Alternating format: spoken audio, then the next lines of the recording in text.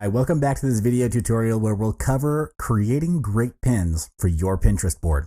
Throughout this video, you'll learn four main things, which are how to create informative pins, how to create compelling pins. Throughout the video, you'll learn four main things, which are how to create informative pins, how to create compelling pins, how to help people take action on their interests, and the top apps to use to design and beautify your images. Every pin needs to have a description that sets a context. The best descriptions are the ones that are informative and add value to your readers. While only about 75 to 100 characters of your description will appear in grid view, you can include up to 500 characters. Next is to offer instructions and information such as how-tos. Step-by-step instruction and tutorials help break down complicated projects and makes it easier for your readers to read and share the pin. This strategy works very well regardless of if you're a product or service-based business. If you're a restaurant owner, share simple recipes on Pinterest that would lead readers back to the main website where they can book a table at your restaurant to try new recipes. If you're a service or experience-based business like a hotel, provide informative tips on how to keep linen clean and fresh or everyday shortcuts to help manage laundry and housekeeping. Be creative. A simple step to deliver persuasive information would be adding a clear text overlay.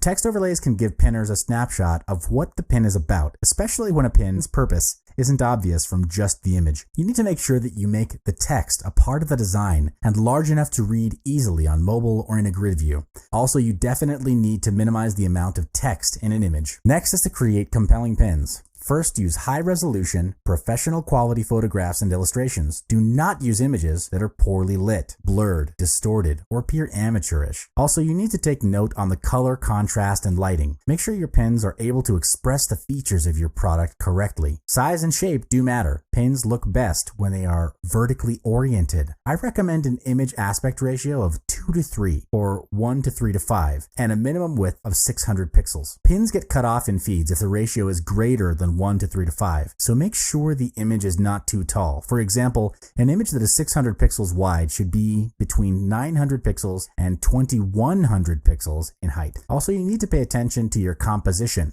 Do not use more than 4 separate images in a pin. Images should have a focus or a clear theme, not just an assortment of random images of your products. Adding too many images in one pin only creates confusion when people look at it. Helping people to take action on their interests that are in line with your business can sometimes be a challenge. However, there are 3 simple steps which you can take to persuade and influence your target audience to take action. Are you ready? The first would be link out of your pin to places or websites that help people. For example, a recipe pin should lead to the real cooking instructions, and a product pin should lead to where a pinner can make the purchase. All of these, of course, would be kept within the context of growing your business. So if you run a restaurant, for example, you would want the link out of the pin to lead to your restaurant. You could also consider having a cross promotion with another business nearby that would complement and add value to your product as well. For example, a bookstore could do a cross promotion with a nearby coffee shop. Coffee and books go well together, especially when there's good coffee. Viewers that come from Pinterest to respective businesses can read and enjoy a cup of coffee at a discounted price.